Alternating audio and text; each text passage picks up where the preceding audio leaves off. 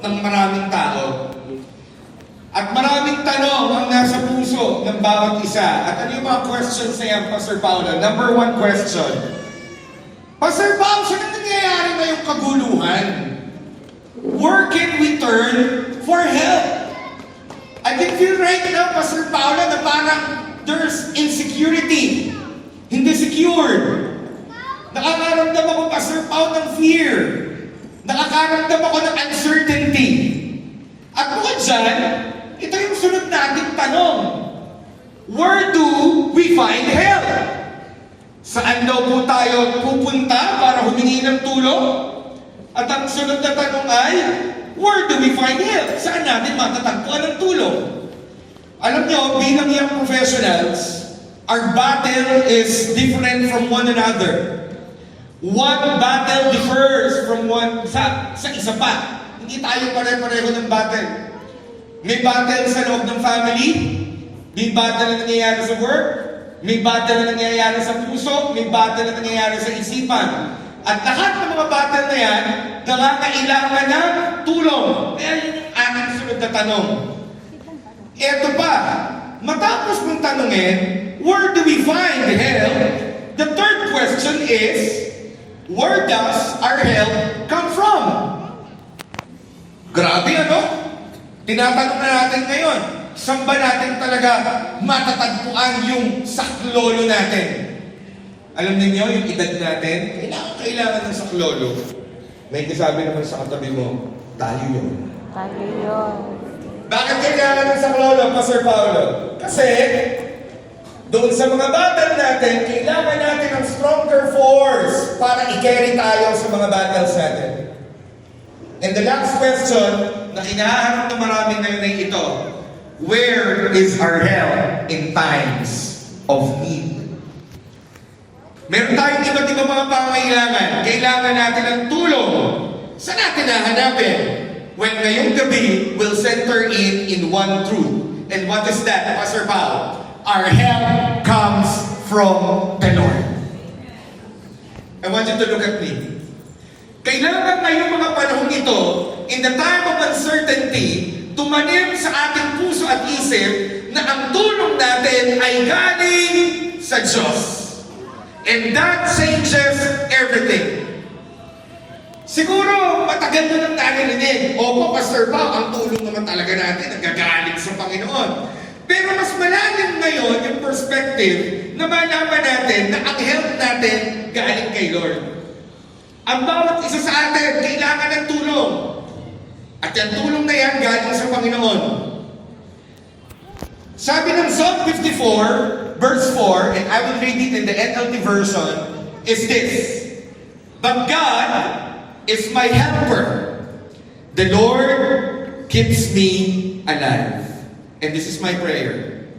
That tonight, these two powerful lines of this verse touches your heart, minister your soul, and anchored you in the truth. May katulong ka. Amen. Ang hirap ng buhay na malaman mo mag-isa. Sa totoo lang na yan. Pag tumingin ka sa mundo, yung panic level attack ng mundo ay napakataas. Bakit? Kasi wala silang kapitan na mas malakas sa kanila kung saan hahanap ng tulong. And praise God tonight, it will be revealed sa bawat isa sa atin that all of us here, meron tayong helper, and that is the Lord. But what is the context of Psalm 54? Ano ba yung context niyan? Kapag binasa natin sa Biblia at inopen natin sa Bible ang Psalm 54, ang istorya po ng Psalm 54 ay nakapaloob sa kwento ni David. Basahin natin. David was being hunted by King Saul. Si David po papatayin ni King Saul. Si King Saul nainggit sa kanya. So si King Saul, meron sa kanyang puso na jealousy to murder. Kasi si David yung susunod na king. And was deeply betrayed pa nung time kong sinulat itong Psalm 54. Si David was deeply betrayed by the C5. personal background. Si David po yung pumatay po kay Goliath. Tandaan niyo po yung story? Ito pong Ziphites, kapag tinignan niyo po ito sa genealogy, ito ay mga kaanakan niya o pinsanin.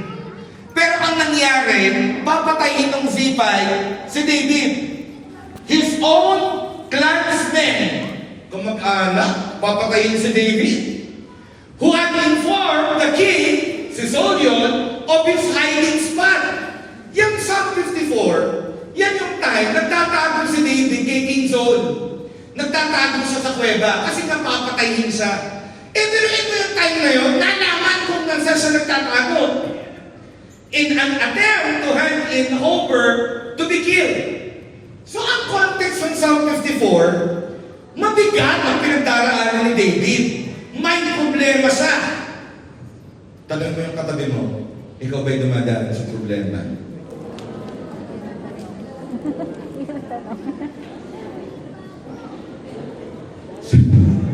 Sabi nung isa, nung tinanong, parang Bea, bakit ako? Ba't parang kasalanan ko? Psalm 54 verse 3. Ito ang sabi ni David, for strangers are attacking me. Nako, pinatutulong-tulungan na. Nakaranas ka na ba nun? Parang BFF ka ng problema. Pinagtutulungan ka. Yung kahit saan ka pumunta, parang yung mga problema pag nakita ka, feeling close sa'yo. Ano nga bang sila? Ano ba sila na? Kakatuwa naman ito mo eh. Kasama si Emil.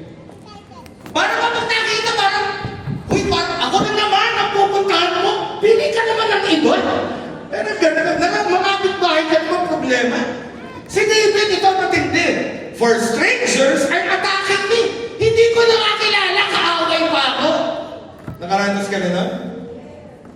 Yung talaga may pang-iho ko talaga yung mga tiga dito. Hindi ka kaaway ha, pero biglang, uy, kilala kita. Bakit? Kasi, hindi mo naman kaaway, biglang naging kaaway mo. Yung karanasan ni David. Violent people are trying to kill me. Alam mo, sa tingin ko naman dito, wala pa naman tayo sa sitwasyon may papatay sa atin. Hindi po, Pastor Paul, hindi nyo alam, yung buhay ko po, pang soko na. Listen to me. Yun ang karanasan niya. At ito yung iyak ni David. They care nothing for God. So sa verse 3, ang tindi ng pinagdadaanan niya. Confronted siya ng mabigat na problema. Let have a reflection. What is your problem right now? Ano yung pinagdaraanan ng problema ngayon na mabigat? Battle, nakagaya ng kay David, maaaring hindi man physical, but inside of you, there's a war. Alam niyo po kagabi, kanina pa lang madaling araw, nag-speak po ako sa J.A. Wandera. We started the gathering 11 p.m. dito ng gabi, 7 p.m. sa kanila. At nag-speak po ako doon hanggang 3:30. Opo, ng umaga. Yung energy level natin, parang ito lang, parang pantan connect. Grabe po, ang ganda ng audio, tapos nandun po ako sa screen. Parang sci-fi movie. Kiniluksan ng Panginoon. At alam niyo po, minatuklasan ako eh. Ito yung time na pinaalam ng Diyos sa kanyang mga anak, hindi ka mag-isa, pero in a different perspective. Minsan gasgas na sa atin na hindi ka mag-isa eh. Pero ito, malaman mo, hindi ka nag-iisa at si Lord katuwang mo. Pwede ba natin panampakan na pala kasi Jesus? Now, pagdating ng Psalm 54, nagbago. Imagine niyo ha, ito yung sinasabi ni David. Lord, grabe, papatayin na talaga ako. Ito na talaga yung problema. Mabigat ang sitwasyon. But, okay, look at me. In the context po ng language, kapag ginagamit mo yung salitang but, binabago ang focus ng isang realidad, sitwasyon, sa isa pang sitwasyon. At ito ang nangyari. David had a shift, a change of perspective and view. Kapag hindi tama ang perspektibo mo, Sa problema dinadaanan mo, manghihina ka talaga. Alam mo ngayon, hindi ko sinabing gawin niyo po ha, pero itry ninyo na bumabad ngayon sa Facebook na ang topic ay politika ng Pilipinas. Maniwala kayo, baka maya-maya, ang dami nyo ng kayo in-unfriend na at kayo nag-unfriend na din ng iba. At sa totoo lang, nade-drain yung energy nyo at pag nagpasa ka ngayon ng balita, sobrang divided yung bansa. At ikaw din, naku, yung puso mo, parang gusto mo ng, alam mo yon, parang gusto mo ng sumausaw. Nawala na kayo. In simplest form, ganito. Pag nag-focus ka ngayon sa lahat ng mga negative ng mga balita ngayon, talagang panghihinaan ka ng loob. Pero may nangyari kay David. Hindi niya tinignan yung size of ng kanyang problem at nagkaroon ng shift. Ang tinignan niya ngayon, yung focus niya na iba, at ang focus na ngayon na ito, to the source of his power. If you look at me, it's high time right now that we shift our focus sa size ng problema natin at tignan natin sino ang may mas kapangyarihan, yung source ng ating power. And just like David, inalagay natin yan sa sitwasyon na tayo, our. Kanina, his problem si David. Ngayon, i-shift natin ang focus natin. The size of our problem, papalitan natin yan, mag-shift ang focus natin, at pupunta tayo doon sa perspektibo na to the source of our power. At sino yung source ng ating power? Si Lord. Kaya naman, pagdating sa Psalm 54, nabago yung story. Sa Psalm 53, sinasabi ni David, ang dami papatay sa akin. Nako, nato na ako sa miserable stage. Kahit stranger, hindi ako kilala. Kagalit ako o galit sa akin. But look at me. But God, nagpalit ng shift. Pastor Pao, sinanay po ay may sakit. Okay. Sinanay po ay kinikimo. Okay, ano pa nangyari? Sinanay po ay ganito ang sitwasyon. Okay, palitan natin ang shift. Pastor Pao, but God is the healer of nanay. Pastor Paulo, nakita mo ba? Kakabili ko pa lang po ng sasakyan. Ayaw nga akong service ay diesel. Coach Des, ano ang karga ng CRD? Unleaded, ay say kakapatid. Salamat sa Diyos. Pastor ba, kakabili ko ba lang? Pangarap ko yan. Diesel, 150 o 120 na ata kayo. Natatakot ka, no? Ngayon, talagang yung anak mo, hatid mo ako sa school. Anak, alam mo, kailangan lakad-lakad din tayo pag may time, ha? Mag-exercise tayo. Ano, healthy living tayo. Mahal, mag-date muna tayo. Alam mo, mahal, mag-ano tayo, walkathon tayo. Kailangan, tingnan naman natin yung paligid. Ganda-ganda pala ng syudad. Dahil pa man. Okay, look at me. Kahit may mga situation na gano'n, na may problema ka on your finances, on your work, babalitan mo yung focus. Pastor Pao, nagtatanggalan po dun sa kampanya namin. Nanganganib kong matanggal ako. But God is my security. So napapalik kayo ng focus. Sabihin mo sa katabi mo, palit tayo ng focus. Palit tayo ng focus. Alam mo, nakita ko si Ate Julie. For the glory of God, natutuwa ako sa faith ni Tita Julie. Tita Julie, may kumusta niyo? Alam niyo po si Tita Julie? Tito, thank you. Dumating po sa time na kadami kinaharap po ng problema niyan. One time po tumawag yan sa akin. Madaling araw ata kami nag-uusap. Pastor pa. Alam niyo naman po, pag meron ng pastor pa, dat. Naku, parang niya may alam sa bahay namin. Tagang, Tita Judy, kamusta po kayo? And then she started opening a problem. Hindi ko na babanggitin yung problema, pero yung problema ay mabigat. But the time that we were praying, she shifted right now her dialogue. Naiyak ha? Pastor ba, talaga po ang hirap. Pero, naku, yun na. Sinabi na yung big word. Pero, alam ko pong kasama ko si Lord habang umiiyak ko yun. At alam mo ginawa namin? Nanampalataya. Sabihin mo sa katabi mo, manampalataya. Sabihin mo sa katabi mo, have faith. To cut the story short, we ended our discussion with Tita Julie with the prayer, believing the Lord will send rescue. At kinabukasan, ito ang nangyari. Wala siyang reply. Ano kayo nangyari? Hindi na ako pinalikan na. Wala na! Isang linggo yun, hindi nakita. Naku, nakita kami nung after 1 week. Sabi ni Tita Julie, naiyak muli! Di ako naku, hindi pa tatapos. Anong gagawin natin? Alam niyo po, pag kayo ay pastor, you have the heart for everything. Yung, Pastor Paul, akin kung asa ipag-pray nyo. Ha? Sige, pag-pray natin. Pastor Paul, yung ganito po. Ha? Okay. Okay, nakita kami ni Tita Julie. She was crying, but with joy. Sabi niya, Pastor Paul, you will not believe what had happened. Kinabukasan, nagpadala si Lord ng rescue. Palapakan natin si Julie. Malalim dito yung salitang God is my helper. Ang Old Testament, sinulat siya in Hebrew. Sabihin mo, Hebrew. Hindi siya sinulat in English. Ang English language, limitado sa pagbibigay ng meaning.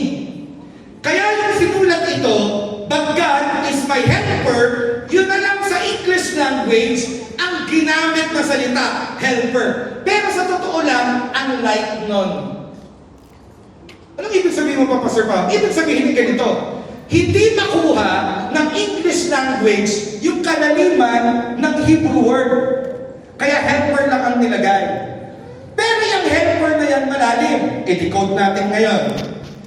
Imagine mo, nagpapalit ng shift. Sinimulan ng batgan. Nagpalit ng shift ng focus. Sa verse 3, ang focus, problema.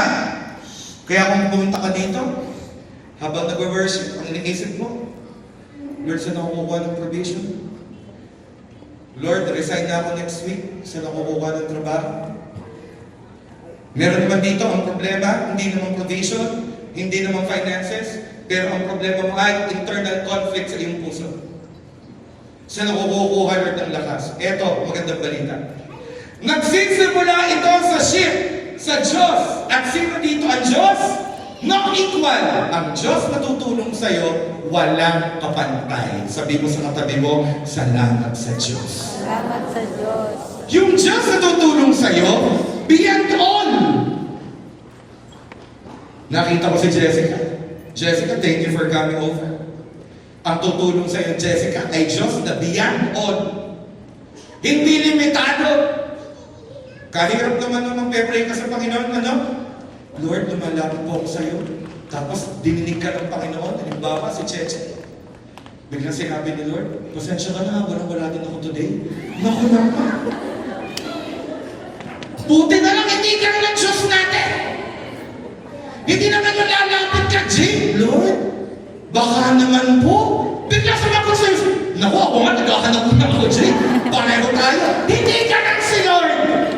Pwede ba natin palapakan isang perfecto, malakas na Diyos? Kaya sabi ang all. Ready ka na? Matchless. Sa mundo, meron yung yung opposite. Anong opposite ng yung pinaglalaban? White versus black. Cat versus dog. Ang iba sa atin, sinasabi ganito God versus Satan. Hindi match. Hindi sila pantay, so hindi mo pwedeng i-match. Kasi si Lord, matchless. Pangalawa, sovereign. Look at Pastor Pao. Yung mga bumubulong sa'yo ng problema, na ini-intimidate ka, hindi sila sovereign. Hanggang bulong lang sila. But your God is sovereign above all. Your God is undefeated. Hindi pa po siya natatalo. At kung sinabi ni Jesus sa cross, it is finished, selyado na ang victory mo. Sabihin mo, I have the victory I have a victory. because Jesus won the battle. At si Lord ang iyong protector. Look at Pastor Paul. Sinasabi, but God, who is no equal, beyond all, matchless, sovereign, undefeated, protector, is my helper. Aba? Yes. Very good. I love your accent there. Baka makapag-Breton po ako ng walang oras. Nakita niyo ba? Yun lang naman ang iyong helper.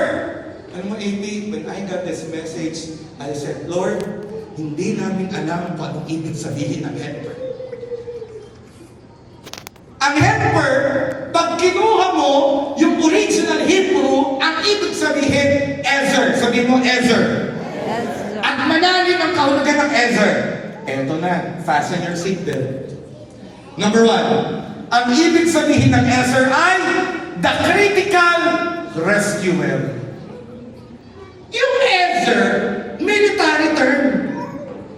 Pero hindi siya matranslate sa English ng buo. Kaya ang sinabi lang, helper. Pero ang ibig sabihin talaga ng helper, Ezer. At kapag sinabi mo, but God is my Ezer, sinasabi mo, Lord, you are my critical rescuer. Alam mo, inaaral ko yung critical rescuer. Ang ibig sabihin ay ganito. In Hebrew, Ezer is often used in military context. Pag sinabing Ezer, military term. At itong critical rescuer ay ito. Superior power coming to the aid of someone who is completely helpless. Anong sitwasyon mo na helpless? Ano yung sitwasyon mo na ginugubo ka ng fear? Ano yung sitwasyon mo, may inner conflict ka? It's draining you. You're completely helpless. Well, I want to say to you today that the Lord is your Ezer, your critical rescuer, and He is superior to save you and to give you aid. Palakpakan mo na malakas si Jesus. Ano bang ibig sabihin ng Ezer? Ang ibig sabihin ng Ezer, constant sustainer. I don't know about you, but we need a constant sustainer. May nagsabi, Pastor Paul, ang buhay naman ay sipag at syaga lamang. Basta ikaw ay may sipag at syaga, okay na po yun. Okay, hindi ko minemenos ang sipag at syaga, kailangan yun, pero may kulang. Kailangan may sipag at syaga, at kailangan kasama mo ang Diyos. Amen. Kasi meron akong nakita na walang Diyos, pero may sipag at syaga, at the end of the day, kulang pa din. Pero si Lord, ang iyong constant sustainer, ito ang ibig sabihin niya. The root of Ezer implies someone who upholds or supports structure. Nakita na kayo ng tulay. Nakakita na kayo ng hindi pa tapos sa tulay. I-report po ninyo. Yung tulay, may suporta. May pilar. At yung pong pilar na yun ang nagsusustain sa kanya para tumayo. Ganun ang Ezer. Kapatid, today, tonight, ang Diyos ang iyong constant sustainer at suportahan ka niya. Kung ikaw yun, palakpakan mo si Jesus ng malakas. Pag sinabi mong constant sustainer, eto. When you feel life is collapsing, God is the pillar or foundation that prevented its total destruction. May parts ba ng buhay mo? You're in the bridge of total destruction. May parts ba ng buhay mo, ng family mo, ng business mo, ng organization mo, that you're in the bridge of total destruction? Well, I want you to know that the Lord is your constant sustainer. Pwede ba natin palakpakan ng malakas ang Panginoon Jesus? Hindi lamang siya constant sustainer, hindi lamang siya critical rescuer, ang ating answer, ang ating Panginoon, siya din ay faithful ally. Nung bata kami, naglalaro kami nung prisoner. Naku, anak mayayaman. Yung mga sino po dito yung batang 90s na kapag naroon tumatakbo kayo sa field, umiinom ng Starbucks. Parang wala pa naman Starbucks yung panahon yun sa amin. Sino naglalaro ka noon, yung tumatakbo kayo, naghahabulan kayo, tawag prisoner, taas ang kamay. Uy, salamat sa Diyos, alam ninyo lahat. Di ba tumatakbo yun? Tatakbo! Walang sinelas! Tapos yung mga babaeng lalaki, mga bata ka rin, kung isang pamayan. Tapos merong kahoy. Tapos ang gano'n. Tapos yung isa, ganyan na ganyan. Intay na intay. Yung isa naman, nandito. At kinausap yung grupo. Sabi ng grupo, kung gagawin natin, ililigtas kayo natin. Ikaw, nagusihin mo. Ako, pupunta dito. At biglang tumakbo ng tumakbo. At yung nakakabit dito, bigla siyang slow motion yun eh. At biglang nasagip. Ang tawag doon, kakampi. Sabi mo sa katabi mo, may kakampi ka. May kakampi ka. Sabi mo sa kabilang katabi mo, may kakampi ka. May kakampi ka. Ang answer, si Lord, ay covenant keeper. Yung mga naglalaro ng prisoner, hanggat hindi mababa yung araw hanggang hapon, walang uuwi hanggat hindi naliligtas yung isa. Tapos ang tatay mo, may hawak ng hammer. Anong sandok-sandok? Hammer agad. Naranasan ko yung dati, yung mga tsinelas daw ang pampalo. Hindi. Wala yan. Mahihinang nila lang. Sa amin, hammer. Hammer na yung may kawal pang ganun. Na talaga naman pag nahampas ka, yung pag-uwi mo, may kamas ka na paano ka ng nanay mo, masakit, hindi naman kayo. Pag ganun yung lakad mo. Si Lord ay iyong kakampi. Can I invite the keyboardist, please? Answer is the covenant keeper. Alam mo, umiyak ako dito. Kasi kapag sinabing covenant, tinutupad niya hanggang doon. This means, the meaning emphasizes that God is a helper who stays when everyone else leaves. May mga time, iniwan ka. May mga time, iniwan ka ng mga taong inaasahan mo. Pero this is the good news. Si Lord na iyong answer, hindi na iiwan. Kakampi mo siya.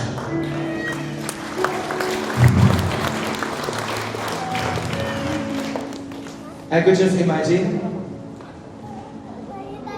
parang president na laro. Naghihintay kang sa giping.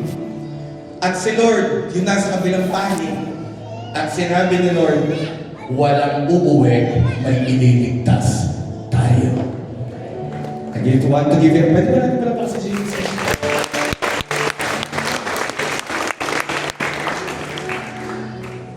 I want to give you a revelation. Hindi kayo naiiwan. Hindi kayo naiiwan.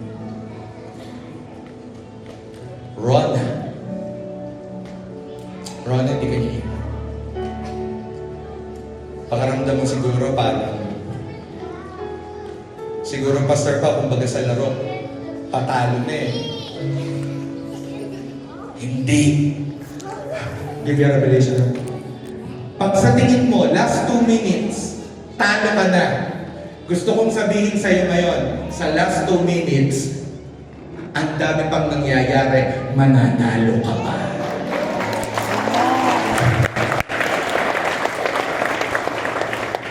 Earlier, ko Pastor po, parang tapos na po ako dun sa last 2 minutes.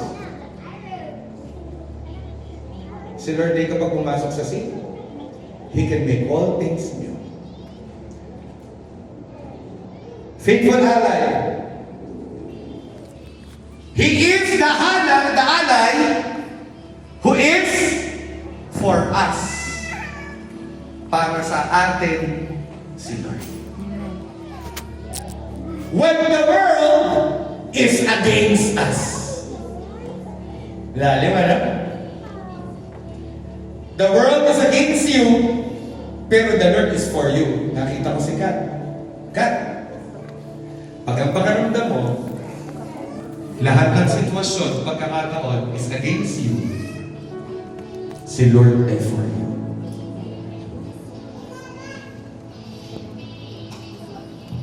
Last but not the least,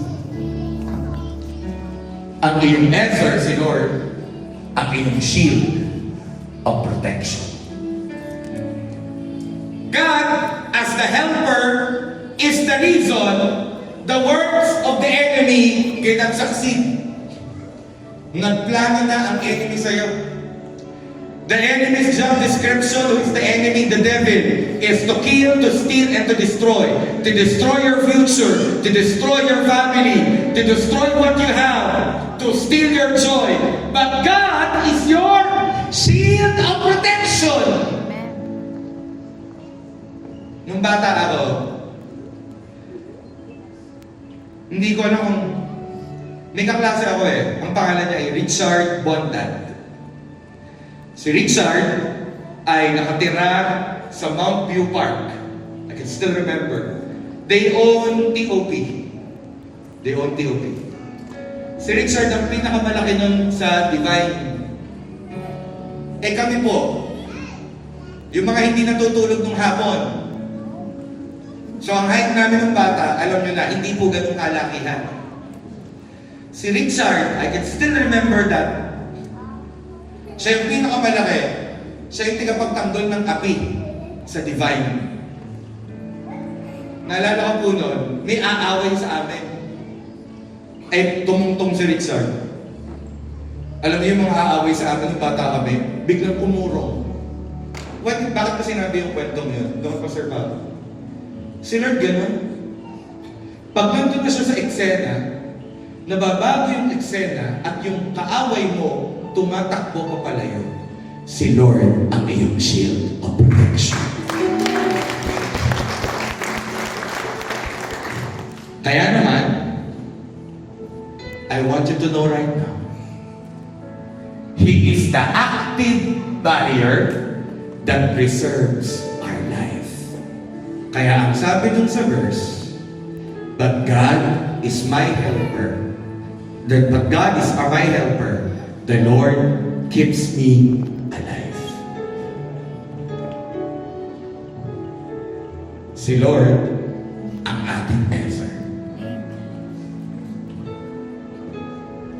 I want to ask you, what is your situation now? Ano yung sitwasyon mo ngayon na kailangan mo siya bilang iyong answer? And 18, the whole month, we'll just dive into this truth that He is our helper.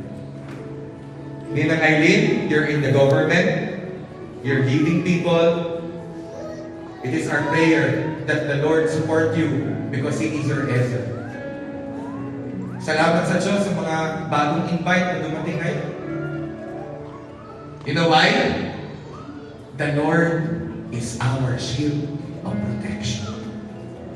Now, before we close, I want to read Psalm 121, verse 1 to 8. At ang sabi ito, I look up to the mountains. Does my help come from there? Sumagot sa verse 2. My help comes from the Lord who made the heaven and earth. Bakit heaven and earth, Pastor Pao? Kasi yung heaven, kinreate the Lord sa spirit, at yung earth sa physical. Ibig sabihin, siya yung Diyos na pwedeng gumawa ng mga imposibleng bagay, both spiritual and physical, at walang mahirap na bagay sa Kanya. Kaya sa buhay mo, walang mahirap na bagay sa Diyos. Verse 3. He will not let you stumble. Hindi ka niya hahayaang madapa. Kausapin mo yung katabi mo, pero banggitin mo yung pangalan niya. Halimbawa, nakita ko si Don. Don! He will not let you stumble. Sige nga, sabihin mo dyan sa katabi mo, banggitin mo yung pangalan niya, sabihin mo, He will not let you stumble. Go! The one who watches over you will not slumber. Hindi natutulog si Lord. Tingin kayo kay Pastor Pao, ano di ba yung slumber? Eto, sino nakaranas na antok na antok ka? Isang hibla na lang sa mata mo, yung nakaganto ka lang. Antok na antok yun, yung pinipilit na lang. Yung sabi, ano kapatid, nakikit mo, ang pungay-pungay ng mata mo. Hindi ko, Pastor Pao, tumatok na buha ko. Kaka-duty ko lang po kagabi, gusto ko lang po talaga umatend ng AP. Kapatid, si Lord, hindi siya. The one who watches over you will not slumber. Verse 4. Indeed, he who watches over Israel never slumber or sleep. Sabi sa kanta ni Gary B, natutulog ba ang Diyos? Sasagutin natin, hindi siya natutulog. Gising siya 24 oras, binabantayan ka. Palampakan mo si Jesus. Amen. The Lord Himself watches over you. The Lord stands beside you as your protective shade. Ganun ang gagawin sa inyo, Lord. Hindi ka matatakot kahit magtaas pa ang gasolina ng mataas. Bakit? Hindi kumikilos ang iyong bulsa sa economy ng mundo. Ang Lord ang iyong supplier. The sun will not harm you, verse 6. The sun will not harm you by day, nor the moon at night. Alam niyo, si Caitlyn, na Girl Scout, nadarang sa init for 40 minutes. Alam niyo, nung hapon, umabsent. Bakit? Tama. Igang-iga na ako, hinang-hina na ako. Alam mo, hindi ka iaalam ni Lord na mag-hina. Can I invite everybody to stand up, please? Music team, can I invite you? And verse 7, the Lord keeps you from all harm and watches over your life. Ang sarap malaman, ang Lord ay katulog mo. May nasabi si Leia sa amin nung in-house gathering. Kaya in-invite ko po kayo. Pag nag-text ang yung A-group leader na in-invite kayo sa in-house gathering, huwag niyong ilolong press o isi-sing song. Bakit? Intentional sila nagpapagawa. Nagsisharing kami ng si Jane, si Waffle, at saka si Leia. Sabi ni Leia, Pastor Pao, alam mo yung edad natin, make or break. Sabi ko, gusto ko yung sinabi mo, kapatid. Kasi Pastor Pao, dito, pwede pag na-break ka, magtutuloy-tuloy eh. Pero pwede naman pag nag-break ka, magtatagumpay ka. Eh, itong maganda. Itong make or break, hindi ka hahayaan ni Lord na mag-break. Hahayaan ka ni Lord na mag-break. Kasi the Lord keeps you from all harm and watches over your life. Kapatid, kung nasaan ka, yung paningin ni Lord, nasa iyo, kaya lapit kay Lord. And last but not least, the Lord keeps you, watch over you as you come and go, both now and forever. Nagkasabay kami kanina ni Beth sa elevator. Si Beth ay stage 3? Stage 3 cancer. I can still remember nung sinama siya ni Harriet na naka-wheelchair. Si Beth na payat na payat. Si Harriet yung naiyak, sabi ng Pastor Pao, pray niyo naman po ang aking kapatid. Pero alam mo, kita ko sa mata ni Beth, ganito siya eh. Oo, naka-wheelchair ako. Oo, sinabing stage 3, but God is my healer. And I can just say that faith, Lord, you are my healer. And look at that right now. Healed from cancer. Tonight, as we end, huwag kang matakot. Huwag kang matakot. Kasi may Ezra ka. Kaya pag pakiramdam mo, ang gulo-gulo. Pag ang pakiramdam mo, wala ka ng puntahan. Umalis ka lang sa lugar. Mag-isa ka lang. Pumunta ka sa lugar na pwede kang manalangin. At pag nandun ka na, humigit ka at sabihin mo, Lord Jesus, you are my answer. You are my protective shield. You're my shield of protection. You're my faithful ally. You're my constant sustainer, O God. You're my critical rescuer. You are my helper. Kasama kita, Panginoon. Nagkakagulo man ang daigdig, nagtatanggalan man ang trabaho, nauubos man ang resources ng mundo, pero ikaw, tatayo ka kasi si Lord ang iyong answer.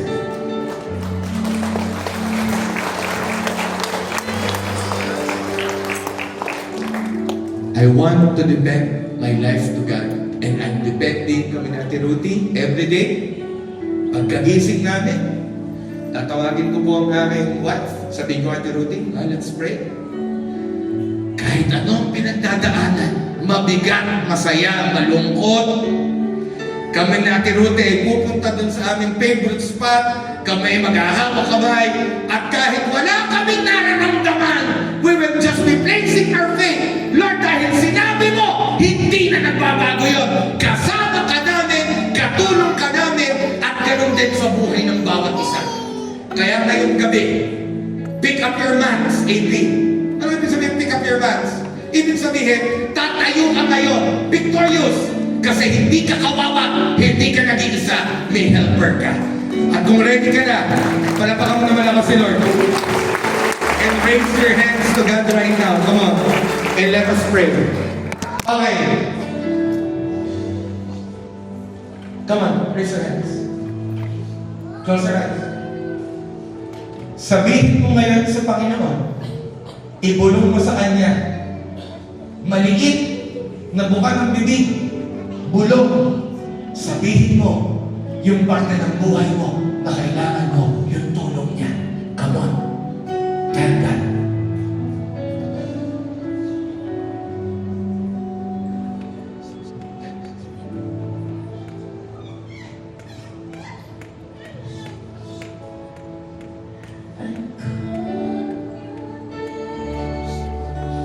Asking for your help, please give me the strength, for I can do nothing apart from you, Jesus. Please guide me by your grace. I want to live for you. I want to live for you. I call on your name, asking for your help. Please give me